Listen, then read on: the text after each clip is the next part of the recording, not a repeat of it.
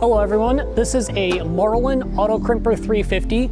This would be for coil bound books that you've coiled. You would slide it in, you would crimp the edges.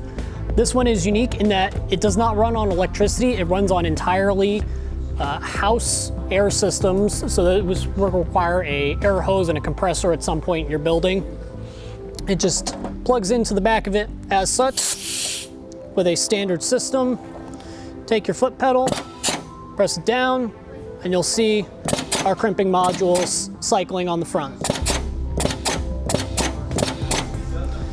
Pretty simple piece of machinery. That's the Marlon Auto Crimper.